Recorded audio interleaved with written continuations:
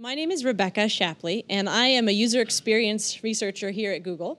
So mostly I work with the ads quality group on that sort of stuff.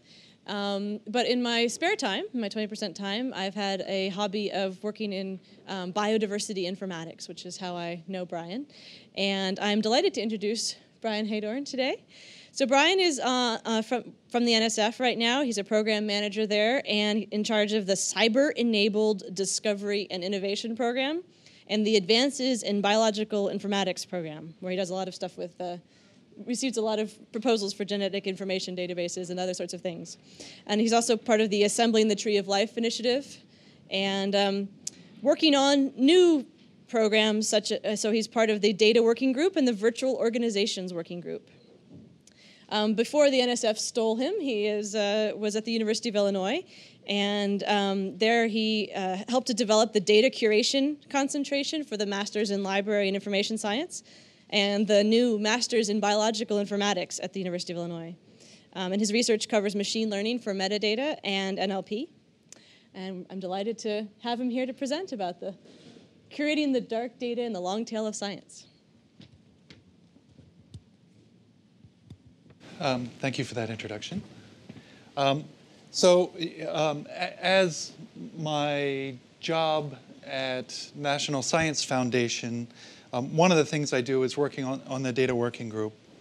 And inside of that group, we sort of face in and face out.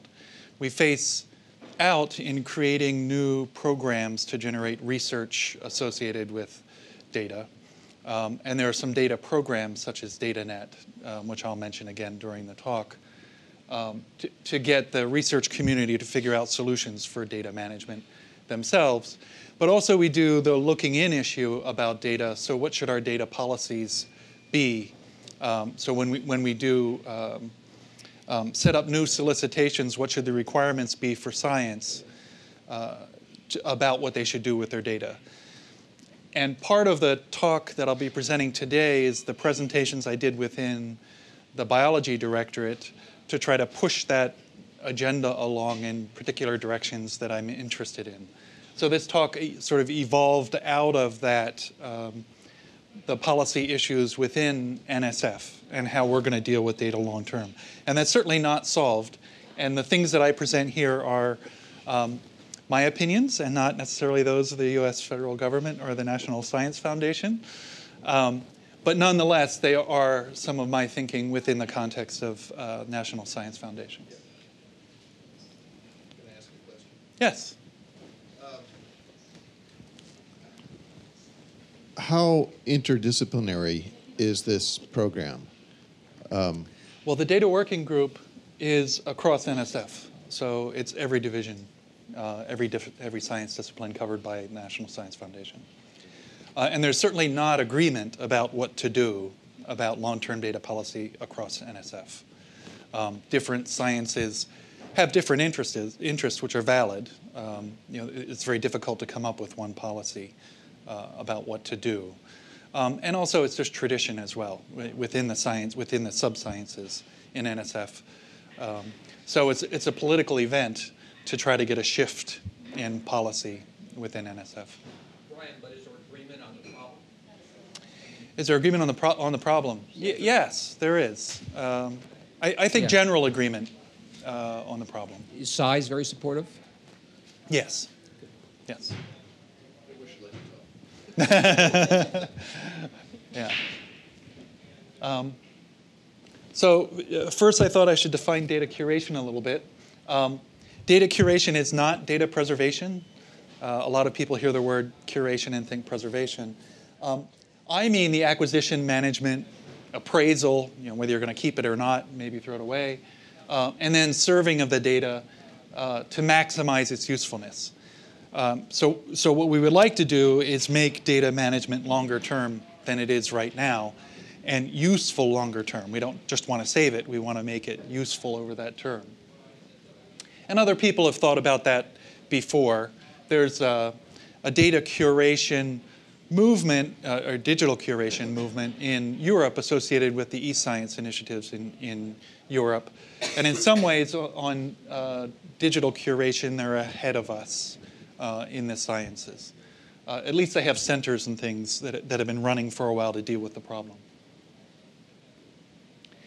What I'm going to talk about is a particular subset of that problem, which is dark data. And some of you have probably thought about the dark web as an analogy. But generally, it's data that we know that should be out there, or at least it used to be out there, but we can't see it. And the example I have here is the Hubble telescope looking at a ring of dark matter. So we can tell that the dark matter should be there by the darkness, by what we don't see. We know what's missing. And I would argue that there's a great deal of science data that we're losing or missing that don't show up inside of publications. And so how do we deal with that? So that raises a set of questions. So how much dark data is there? What's the origin of dark data? Because that'll help get us an answer on where it is right now. What impact does dark data have on the universe? How do we collect it? How do we organize and serve it? So one thing I've hypothesized, and there's some evidence for it, and it's much of the premise of this talk, is that a disproportionate amount of the dark data is in the long tail of science. And I'll explain a little bit what that is. I think this group, being somewhat business-oriented, probably knows about the long tail economics. So I'm borrowing some ideas from long tail economics. Chris Anderson in Wired a while ago wrote an article about the economics of the long tail. And for those of you that don't know about it, a good example is Netflix versus Blockbuster. And I'll get back to science data. It's a direct analogy to science data. It's just like Netflix. Blockbuster sold or rented blockbusters. So by definition, what they were interested in renting before the internet was those items which many, many people wanted to see. And they even made their name that, Blockbuster. Because the assumption was that the money was to be had in the blockbusters. And they had economic constraints on the delivery of the titles that they had. They had to have floor space inside of a town. And they couldn't afford to have things that were not Blockbuster using up floor space in their store. So it was a wise economic solution to only stock blockbusters. Netflix came along to do rentals over the internet. And the first reaction of Blockbuster was, well, no one's going to wait for the US mail service to deliver their DVDs when they can just go into the store and get it. So we're not going to worry about Netflix. Well, it turned out, and Netflix started making a lot of money. And they were making money not just on the head, on the blockbusters, the very popular items, but on the tail, which is the many thousands of titles that only a few hundred people in every city wanted. But you couldn't afford to have floor space, but you don't care about floor space anymore because you can keep your inventories differently. So that led to a change in the economics and profits. And Blockbuster eventually went online when it occurred to them what they had missed. So what I would argue is that science initiatives fall into those categories as well. And that largely what we've been handling is the head of the curve. So the very large science projects have data management plans. The satellites, the instruments that cost many millions of dollars or billions, in case of colliders, to create, we worry about what's going to happen to the data. A lot of people are sharing it, and we have a good plan, and we deal with it pretty effectively. But what we don't deal with, an example in biology would be GenBank. We know that we have that kind of data. It's been generated all over the world. We organize it, take care of it somewhat well through GenBank. But what we don't deal with is Joe's lab that's generating data. And while there might not be as many people interested, it's not a blockbuster, the data coming from Joe's lab. There are many Joe's labs in the world. And if there's just 10 scientists that want the data from Joe's lab, that's a lot of traffic. So what we're talking about sort of is, I'd like to think about big science versus new science. And the new science, the interesting science, is happening in the tail. The really innovative stuff is out in the tail of science. We have to define what the tail is. So this is a power law distribution. So the kind of curve that I'm talking about here is that one. The question is, does science follow that curve? So what we really want to do is measure the amount of data being generated by different science projects and then plot them on a curve. And that's really hard to do. And I couldn't figure out how to do it quickly. We know that we have science projects like GenBank and PDB, the Protein Data Bank, and others that appear on the left-hand side. You'll see most of my examples are biology because I'm in the biology directorate, and do biodiversity informatics. So we know we can count those without too much trouble, but the tail we don't know about. We're really not tracking. We don't know how big it is. So I don't know how much data is out there, but we can make another assumption. We can say that $1 will generate us X bytes. We don't know how many bytes, but it doesn't matter. The shape of the curve will be the same based on that. And I can analyze the dollars. So if we look at the, oops, that was a slow slide. For the last full year of funding, I plotted, this is most of the grants that were handed out from NSF, and sorted them by the size of the grant.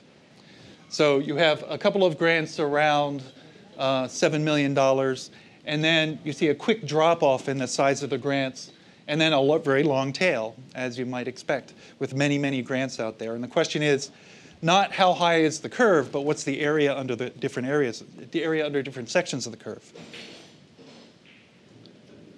So if we do the 80-20 rule and just look at how big is the first 20% in the head versus the 80% after the head, these are the kind of numbers that we get. And the bottom 80% is about equal in size to the head for the amount of dollars that are being spent on that lower part of the curve. So that means that we're spending money on the lower part of the curve, the US government's spending money on the lower part of the curve, on grants of $350,000 or less, which are modest grants. But for the most part, we don't have a unified data management plan for what to do about it. And not only that, even if we did have a plan, we don't have a technical mechanism to deal with it. So we don't actually know what to do with all those tens of thousands of projects that are running all the time generating data in relatively small chunks. But they're very important chunks. I wasn't sure of my numbers, so I went back and replicated for 2005. So this is 2005, and I'm preparing a paper on this, so I'm doing analysis over 3 years. So I stuck this in the train on the way here. So you see it's a very similar curve in 2005. Now there are some related ideas we have here that I overlap with or that I'm not talking about, and so I wanted to point them out. John Porter talks about deep versus wide databases, and I think that is correlated with the long tail phenomena. Deep databases tend to appear on the head. They tend to be uniform, generated by instruments and a bunch of other properties I'll talk about later. Wide databases tend to be much more heterogeneous, a lot of different topics being covered in them. And the properties, and we'll see that we're talking about different properties when we talk about the head and the tail, and therefore we need different technical and social solutions for what to do with those data sets. Swanson talks about undiscovered public knowledge. He's really talking about inference in text, although I am also talking about undiscovered public knowledge in my case, that science is generating a lot of data, a lot of it is public data, but we don't have access to it. But my definition is a little different than his. We also have a definition of dark data that refers to failed science. So if your science project doesn't come out quite the way you expected, your hypothesis proves to be wrong, it's very difficult to get it published in a journal. So you hardly ever get the negative results published in journals. And I am talking about that, but that's just a small subset. I'm also talking about the data behind successful science, or the raw data where it's an observation and it's neither failed nor successful. It's just data. It's just information about a phenomena in the world. Yes? Isn't there a journal of negative results which is supposed to address that? Yeah, right. There have been some efforts. So, I mean, that's important work to try to get at the problem of failed science data being lost, the dark data that's failed science. Because a negative finding, if you don't record the negative findings, then you're doomed to repeat your failures. So it is important to record them, yes. But it's not, that effort isn't successful. Well, it's not dealing with all of the data, certainly, and not all the failed science data. It's still very difficult for scientists to get published experiments that didn't work out. I have a question. Yes. My training is mostly as a computer scientist, but I recently wrote a paper in economics and looked for an economics journal to submit it to, and was surprised to see that they required you to submit your data along with your publication, which is essentially unheard of in computer science. This is a little bit of a problem for me because I had about 20 terabytes of data that I had done my experiments on. So you couldn't put it on a CD and mail it. But I'm curious across the different disciplines how common that is, that when you submit something for publication, you also submit your data. Because that kind of took me by surprise, and that appears to be, it doesn't address this failed science issue, because if it doesn't get published, the data wouldn't get published as well. But does data typically get published along with the paper itself in different fields? Yes. That is happening more often than it used to, and in the sciences as well. So some of the science publishers are beginning to agree to publish data behind the publications. And that's good, and it's moving in the right direction. But one of the problems is the very problem you pointed out, is the data, well, two sides of it. They only want to publish the data that's directly related to the information that's presented in the journal article. So if you have a chart in the journal article, they want the data that's behind the chart, and that's good. But usually that's very abstracted and synthetic data at the point of your presentation in the journal article. So it's not raw data. And the other thing is, as soon as they opened up that door, they realized the mistake they had made, or the problem that they were opening up for themselves, is the size issue. That when they were thinking that it was just going to be the chart, the data behind a particular chart, everything was fine. But it turns out that if you're doing climate modeling, there are many terabytes of data behind it, and the software that was behind generating the model, and all of the other elements, which is way beyond the scope of the mission of the publication. So while it does help some, it doesn't address all of the problem.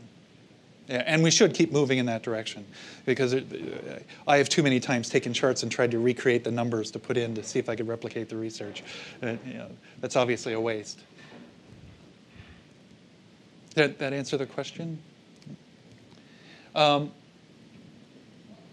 Science Commons is one of the potential answers, and they do bring up the differences between big science and small science.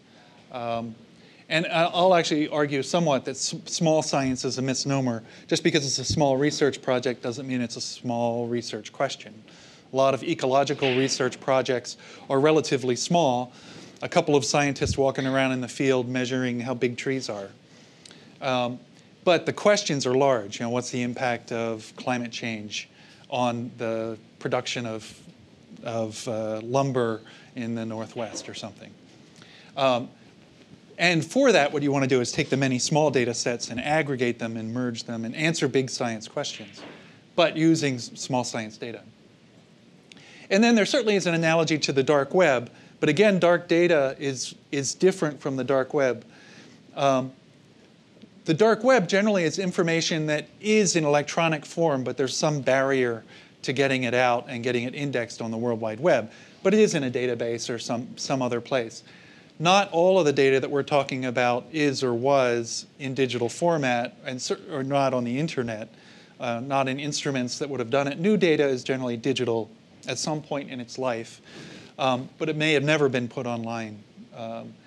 And there's data that was never digital. Even now, there's data that was never digital. So again, it's sort of a superset, subset relationship. So why is the tail important? I'm going to argue that we don't have to pay as much attention to the head. Head's important. but we should pay attention to the tail. There's valuable science going on in the tail. I certainly hope so, because half of the National Science Foundation's money is going into the tail. And I would guess, I would like to see NIH and other agencies as well, and probably businesses, probably have similar distributions. So we have to do some research, see if that's true. But given that we have that expenditure, it better be worth something. I hope that many scientists could use the data in the tail. I don't have a whole lot of evidence, except that we know that scientists spend a lot of their time trying to find data, organize data, synthesize data. So for example, in molecular biology, when a scientist wants to study a particular gene, they have to go to the databases, even the databases that are online, and have information, and search many, many databases, many separate sources, and have a very long research phase trying to get information that is, in theory, online, and not all the information is online. Yes? Is there potentially a problem that the data in the tail is perhaps less formalized? Yes. And therefore harder to really reuse by other people? That's right. Yeah, I think it tends to be less formalized, and I'll have a list of characteristics coming up, and that's one. Or there are many formalizations. So there may be many subsets of science which are all following somewhat the same format, but there are many small projects and they've never been unified. So even though the practice could be unified, they haven't been. So both phenomena. So part of the argument for it's of value, this is an example of historical data that just came out in a publication last year, looking at, there are followers of Thoreau that walked around New England and doing like Thoreau, watching nature, including the first bloom time for plants. So they walk around, see when something blooms, recorded in their diary. So they have a nature diary. Also, at the same period of time, photography was coming around and developing and becoming available. So there are pictures of flowers being made in natural settings, and they're being taken, since they're in natural settings, when the flower bloomed. So those become data points for flower blooming. But the research question we have now is, what's the impact of global warming on the bloom time of plants? And we want to look at some plants before carbon was at the level it is now, and other information. So where do we get it? Well, it turns out it's embedded in these photographs and in these diaries of people scattered around. So those are examples of what's dark data, not available. But these scientists went out, gathered it up. They also had a meteorological station collecting temperatures for the time period from 1888 to a little later, 1923 or something like that. And then did the regression lines to show the relationship between temperature variation across years and bloom time. And indeed, there is, as you might guess, there is a relationship. And that has an impact on things like pollinators. So when do the bees actually be around, or when are the hummingbirds around, and when is the flower blooming? And if they don't match, that's bad, because you won't get fruiting. So this is just one example of that kind of thing. I would argue that science innovation happens in the tail. That in big science, we generally know what we're looking for.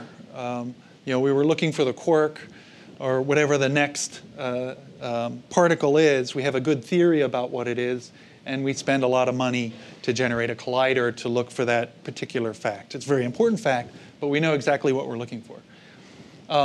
But in the tail, what you have is many thousands of scientists all innovating and coming up with new ideas. The projects are small because no one's confident yet enough to spend $1 billion on following up on the concept.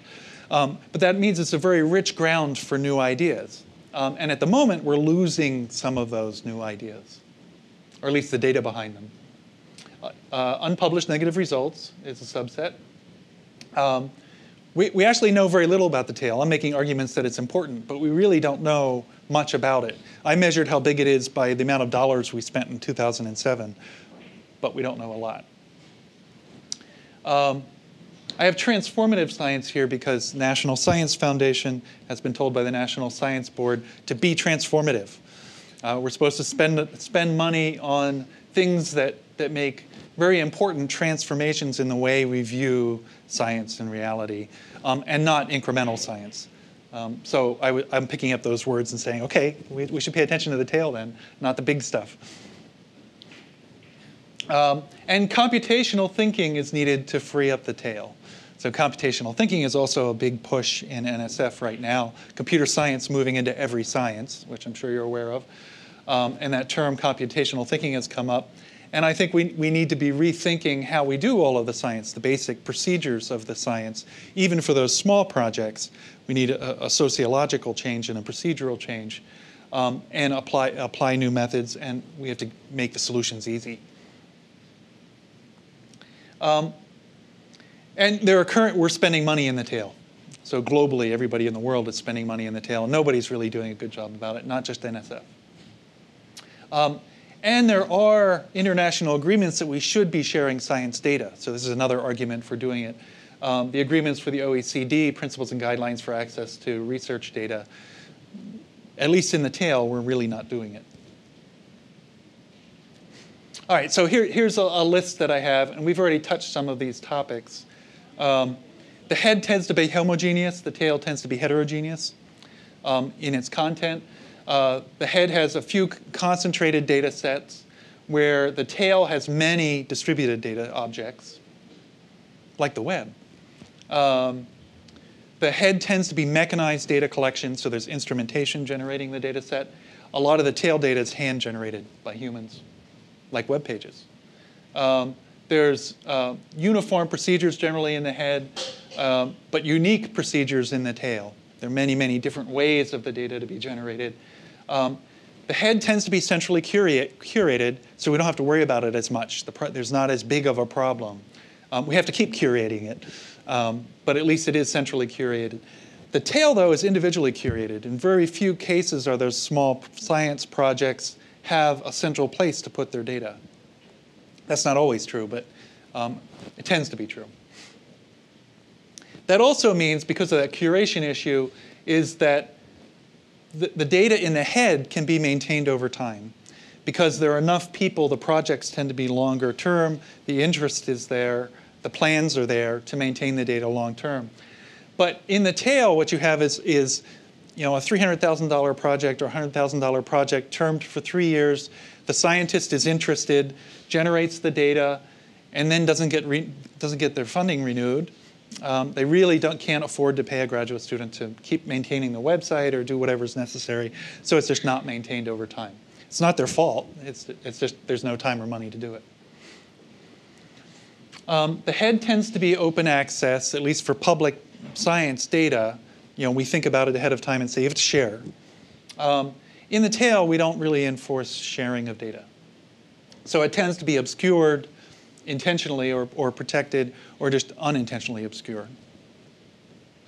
And there's an important social issue is the data in the head is big and important enough that the people that manage the data have a career in data management and can get rich and famous and get promoted and all that for doing a good job.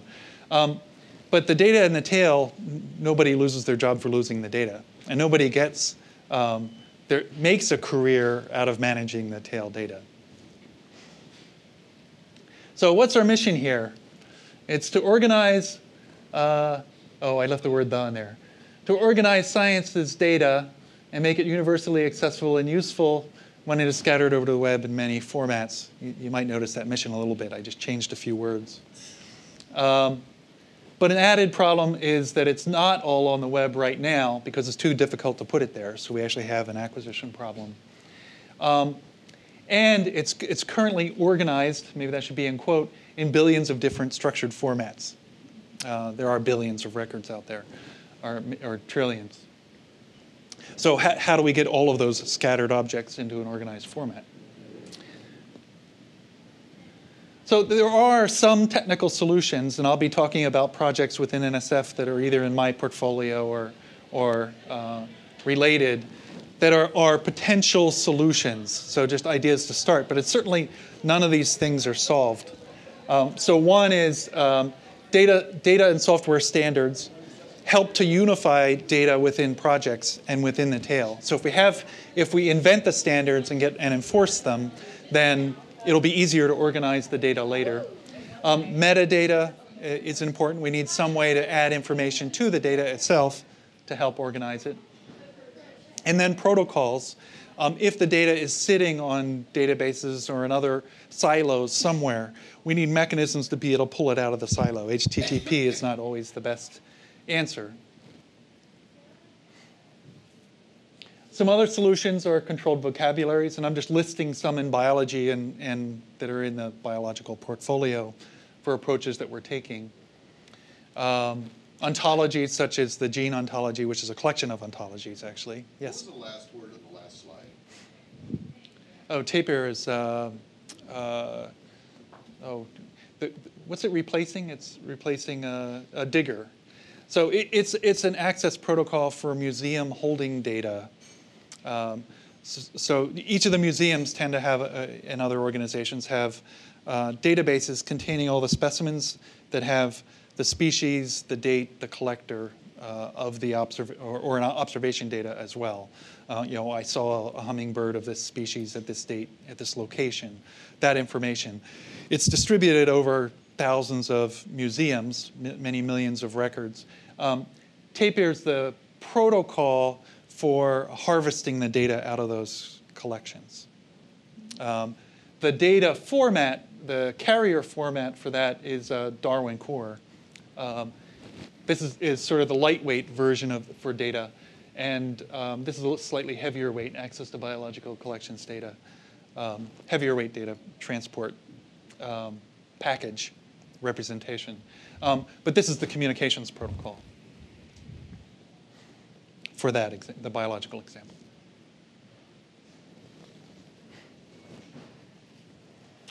So we have controlled vocabularies, ontologies. Actually, the gene ontology is bordering on being a controlled vocabulary, but it's close to an ontology. And other applications here, so people can bring them up. We have the semantic web as a potential solution for some of this, but certainly, well, we don't even know what it is yet. But as long as we don't define it, it can keep being the solution. And DataNet is an instance of a platform for experimenting for solutions. So DataNet is a program within NSF, a grant program within NSF, that's asking for consortiums of people to get together and make proposals to run experiments on curating science data over large swaths of science. It's a pretty major initiative. It'll probably, the first set of awards will probably go around $20 million range will be awarded probably in December, although I can't promise anything like that. But assuming all the approvals go through, there'll be a couple then, and then a new round following as well. People here know what ontologies are, so I don't have, for the biologist, often I have to go in and explain what they are. So this happens to be a biological ontology. Okay, there are institutional solutions. So who's going to deal with this data for us? Who are the institutions that will do it? Well, we know there's a whole bunch of well-paid librarians that have been managing our publications for long periods of time. And they love to work for free. They just really like to do that all the time for very little money. And they're very happy to take on the rest of the data problem for free as well. Museums have been managing our science data for biology and some other sciences as well. And we know that they're well-heeled and have lots of money as well. You can tell by how well they kept this specimen of a plant within the collection. They get moldy and the bugs eat them and whatever, and they're generally underfunded. So maybe museums won't automatically be doing it, and we should be doing something proactively. Professional societies will probably do it because they have lots of money. They don't. They don't have any money. All the generous publishers that are going to put the data up for free, they will, if pushed, put a certain amount of data up because it'll increase circulation. And and the usefulness of the data, of the publications themselves. But there aren't a whole lot of them that are willing to address this problem head on. And then, who are the people that are going to actually do it? I have business listed here. These are the annotators that are all lined up, ready to get all these science data sets and mark up our metadata for us. So we don't really have a solution. Who's going to do it? But I would say that all those agencies actually are part of the solution. The trouble is that the structure and running of all of those things isn't designed yet to solve the problem. So we're going to have to put some effort and cause some change and make money flow differently than it does right now to make it happen. We have set up and provided funding to try to solve this within particular silos of science. So these are lists of investments that National Science Foundation and other agencies have been putting money into to try to solve the problem. So LTER is an example, long-term ecological research. Sites around the United States and around the world now too are trying to do science project in the long term.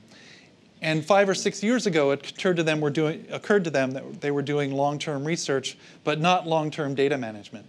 So they started 5 or more years ago to try to work out global data management plans for long-term research, because it's long-term research. But we can look at them for examples of what to do. And in that case, the data is a little different. It's not a 3-year project that goes away. It's actually a project that we intend to go for 100 years, collecting information. We have synthesis centers, the National Center for Ecological Analysis and Synthesis, the National Evolutionary Synthesis Center. But all of the, that's not right. That's right. The trouble with those organizations is that right now they're funded by NSF on grants that are long by NSF standards, 5 years, sometimes renewable for another 5, but then they end. That's not long-term data management. That's 10 years. So what are we going to do? These agencies or organizations are trying to figure out what to do long-term because we're telling them we're not going to fund them forever. But they don't have an answer about what it's going to actually do. Do those kinds of organizations have databases that they've been developing on the grant money that they have that will potentially be orphaned at the end? Or are they figuring out, knowing that they're going to be run out of money, are they figuring out much longer-term solutions? There are certainly groups working on figuring out much longer-term solutions. But if someone went to one of these organizations and said, here's a solution, would you like to use it? They would probably be receptive? Yes. Okay. Yes. Because it's not completely solved. There are people working on it, have ideas. They are looking at trying to figure out new funding stream mechanisms. Charging for deposit, and other, or charging to get data out, or some other mechanism. But it's not agreed upon, and there's a lot of pushback from scientists, either to pay to put data in or pay to get data out. So I have a series of questions about the long tail. I had questions about dark data, but we also have questions about the long tail. How long is the tail? What's the area under the tail? How steep is the back of science? So where's the cutoff point between big science and small science? That's sort of there is no real head and tail. It's just sort of a smooth curve between the two. Although it's pretty steep. How valuable could the tail be? We don't know. How often? A lot of the data that's in the tail we should probably throw away. Because the procedures, if the procedure is wrong when the data is collected, critical pieces of metadata weren't collected. We look at it now; it's really worthless now, so it should be thrown away. And some may never be used again. Some data can be recollected.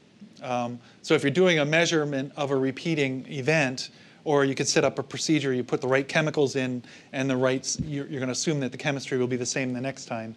Data you generated from that chemistry you can do anytime you want, regenerate the data. But if you're looking at a natural phenomena that never repeats, you can never get the data back. So there's different values for the data itself generated from an experiment based on the nature and cost of replicability of it. Is there a difference between tail science and head science? So the activities that are going on, there certainly is some difference, but what are the differences? Is there a differential distribution across the sciences? So I did a graph of the financial expenditures across NSF, across all science, that NSF covers. We don't do medicine, for example. But is there a difference? And I think that there probably is, and I have some graphs and data that I'm still working on to try to figure that out. But I don't know why the curves are different across the sciences.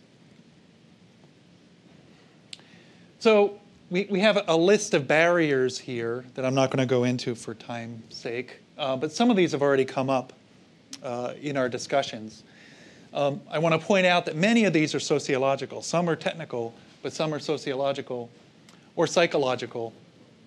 And a lot of it has to do with how much time and effort it takes for people to do stuff and where the money's going to come from to support the time and effort.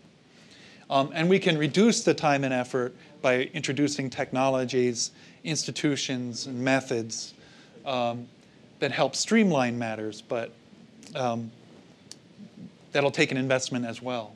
You don't have privacy there. Well, I have IPR, but you're right, privacy, yeah.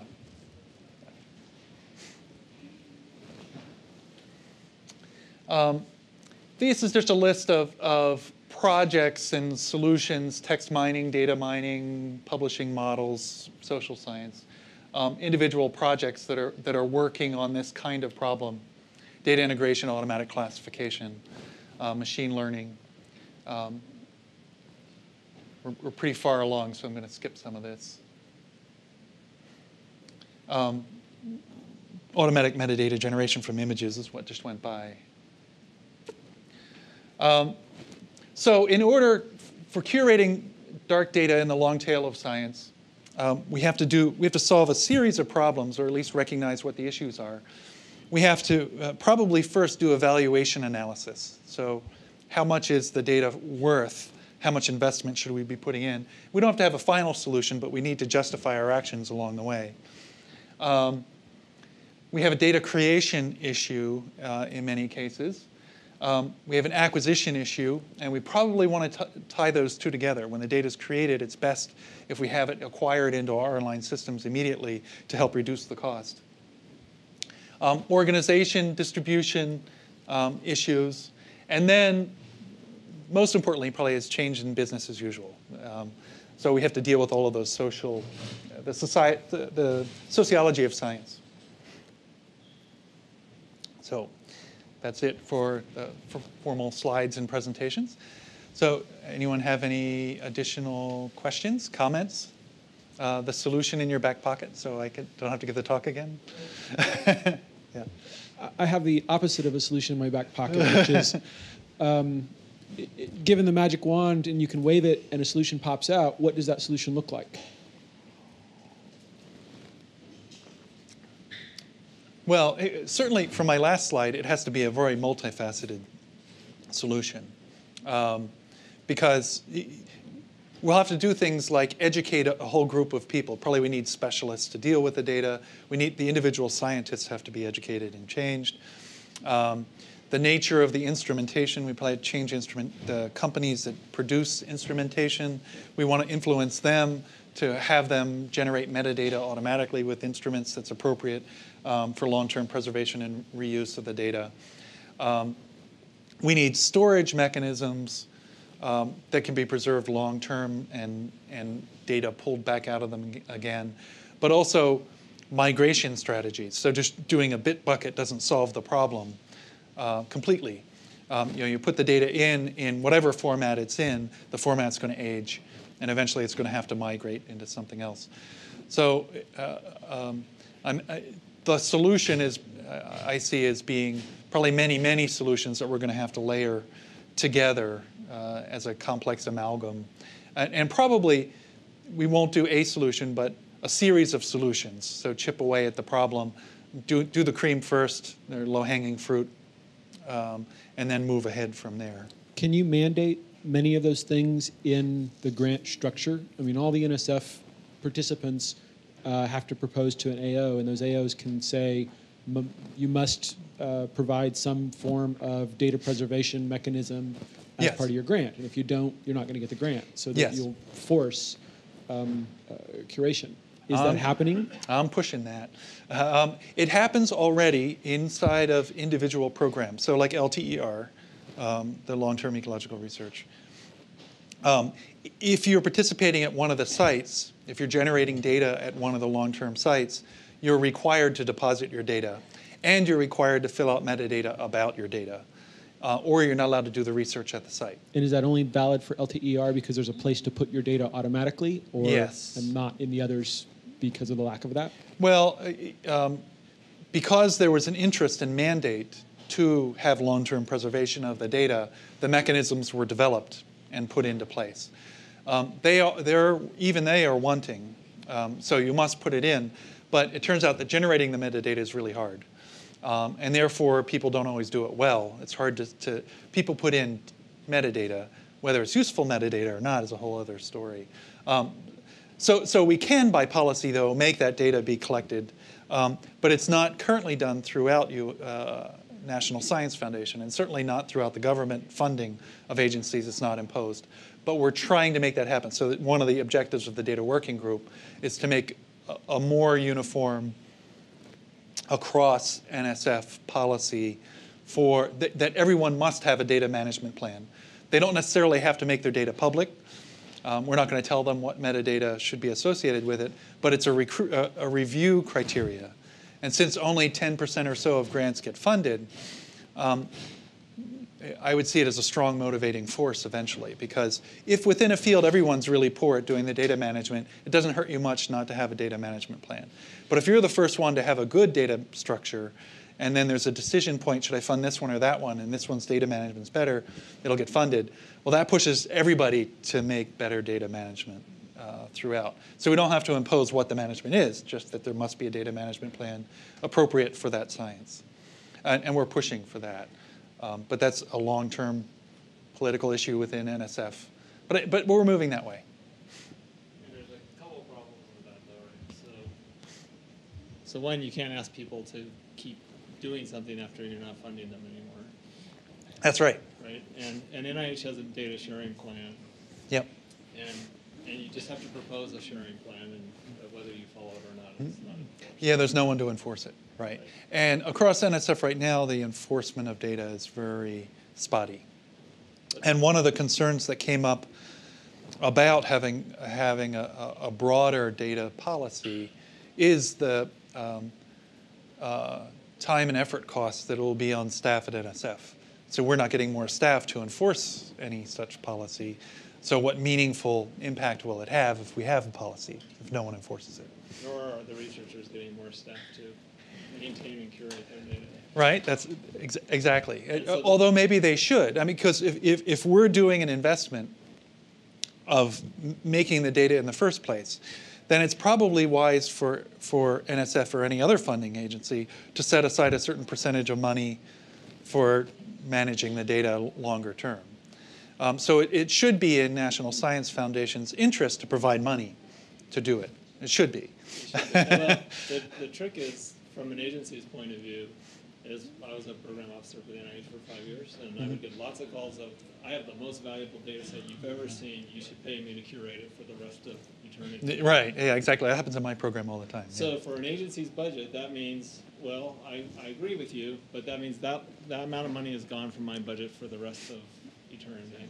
So now Right. my budget, Congress is saying be transformational, and I've just reduced my budget effectively. So That's right. That seems to be the problem you're going to face. Right, exactly. Yeah, and people recognize that.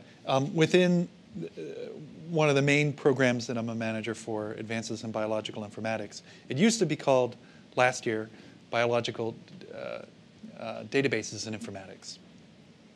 And one of my first jobs was to help rewrite the solicitation to make it advances in biological informatics. Partly because we wanted to, we've spawned the creation of hundreds of databases. And what we don't want to, and we're spending money to maintain those databases, and we don't want to make more databases. There is important data to be generated, but we have to spend some effort on economies of scale and integration and other things. So we changed the solicitation around and changed the focus away from that new data generation focus to a more integration focus and scaling focus, in hopes that we'll be able to reduce the cost and come up with mechanisms that are more maintainable than spinning off new databases every year and then having to maintain them forever. But you're right. Also, I think it's not, as you indicate with NIH, it's not just an NSF problem. It's a problem for everyone in the world, really, both governments and business side foundations. Data is being generated everywhere, and we don't have good solutions for what to do about it. And some of them are social solutions, like where do we spend our money? And we have to reconsider. Yeah, Brian, definitely a great problem you got here, okay? Yeah, it's a really good problem. I also am in the computer science side of engineering and spent years at ARPA and NSF, and is also 8 years at the Computer History Museum. So one, the preservation group is not a bad one to kind of get aligned with in some way, because I think there's all kinds of data out there that's just totally being lost. And that turns out to be a large incentive, and there's so much information that's being lost. It's a little different from your community than the computer science community, I think, because we do have certain kinds of databases. But the Digital Libraries Project, which spent millions and millions and millions of dollars, for example, and put my hat on from CEO of the Computer History Museum, in the past, I would say really hasn't delivered in 15 years. It's a very difficult problem even there. And so you've got to do this kind of stepwise. Right. Secondly, the issue that I find challenging is how do you measure the quality? It may not be only the long tail versus the head as much as the quality of the information and how it gets sifted in different scientific communities, which I'm sure that's probably the political problem you've got inside of NSF. Yeah. But within corporate America, I also believe that there's probably some alignment. I haven't given that much thought. I've only been at Google a few months myself, to how that could actually be done, because they have a similar problem of reuse of the information that they want to be able to have a heads-on advantage. And I think that would be a very attractive proposition for some of them, provided that they could see a way in which they could get through the maze and the fog, because the more fog we create in this thing, the harder it's going to be for you to come up with a solution. Right. Yeah. I think it's to avoid that fog, it's good to focus on a particular, very finite problems, definite problems that look like they're solvable. Right. And tomorrow I'm here in San Francisco, or I am in San Francisco to talk to the Society of American Archivists. Yeah. And there I'll be talking somewhat about this tail problem, but mostly about education programs and data curation. Digital curation. But the archivists are clearly an important group to bring in, and the librarians and others that have been thinking about long-term preservation for a long time. But yeah, the Digital Library Initiative in some ways was a success. Almost all libraries are digital, but it keeps costing money, which shouldn't be surprising, but it does.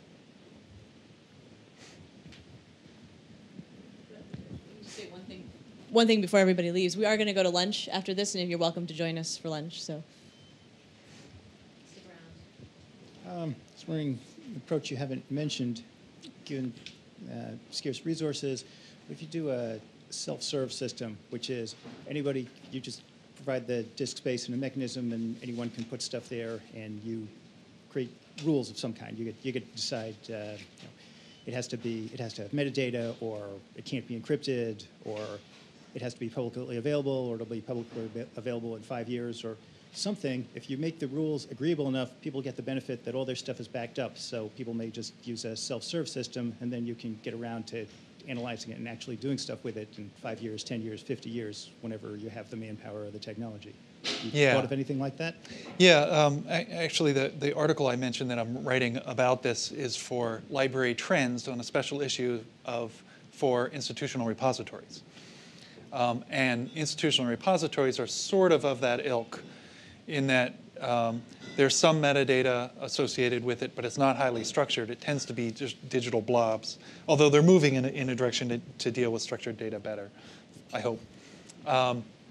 And certainly with my paper, I hope I push them that way further. But it is the idea, it's minimal requirements for what metadata you put on, but at least it's an easy place to put it that's going to be backed up and preserved for a pretty long period of time. At least in bit format will be preserved, whether it won't be migrated in all cases. But even that, they're working, as time goes on, they're working on migration plans for particular formats at least. So if you put it in XML, so with an ASCII underlie or EBCDIC or whatever you're using at that period in time, it'll migrate from EBCDIC to a reasonable format, as long as you have the metadata marked for what the format is at that time. So it'll happen, but it's not as rich as we would really like. Thanks.